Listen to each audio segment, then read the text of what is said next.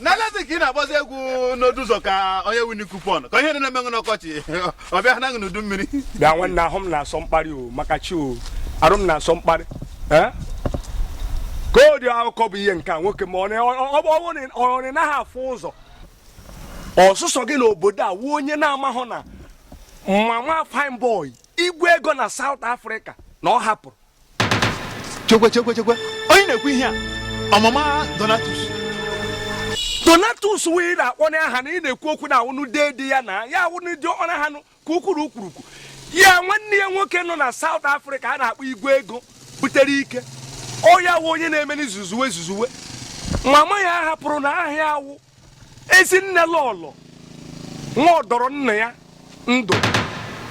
mama ya Agata na ezinụlọ ole mgbe na mbara ezinna dị awuke na ala Mbubu Amiri n'Oru East Imo State gbaa gburugburu onye ka ha na-ekwu okwu ya and ihe ejeji ime ewu celebration of life 100 years ka nwaanyị anọ ya wụ na mma ebidozi mmasị n'egwu nke nwanne ihe na-efeta ọkwa ihe na-efeta ọwa egwu ihe na-efeta ọwa egwu eche ka mgba gị ka esi agba egwu ịtara akwụkwọ ka eze gị dị ihe ọwa egwu ọwụ na-alekwana ihe ọ na nwanne chere ka ntụọ gị pachi na ka ntụsi kwụzie dị ka ntụọ gị pachi na echi ahụ ụmụaka South Africa niile ekwuoli ya kwụọ ya gbamgbam na ha niile ga-ezu that day bilite the burial adịmnwa na onwe m ugwodo odogwu ịkara ịka abrakata aga m akpọ one dancer from Owerri na-atụ that day dancer ndị agwa ngwụna ọka mba otele ya ha nwanne ụmụaka rịkwasịrị ya n'elu ukwu gba skilewu agịda ha ada abrakataba ikwekwele ihe n'ukwu gbongo nwanne kama ihe ụfụ ga-afụgbu anyị ihe ụtọ togbuo anyị ya togbuo anyị ọgịrị dị nwanne mgbe ka anyị pịa gị ode na mbọsị a ga-eme this burial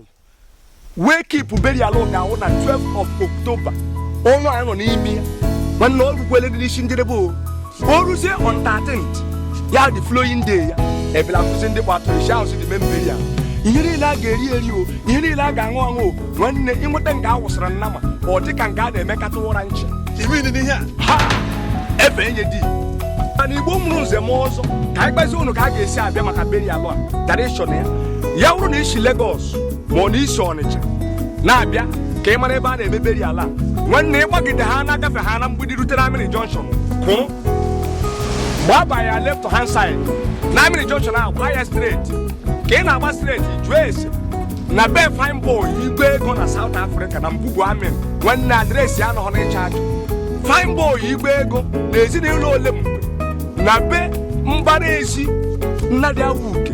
na Mbubu Amiri Oru East Imo State nwanne ịwụdachi bịawazie ebere gafụ ndị gbatụrụ esi ahụ mgbanụnụ one love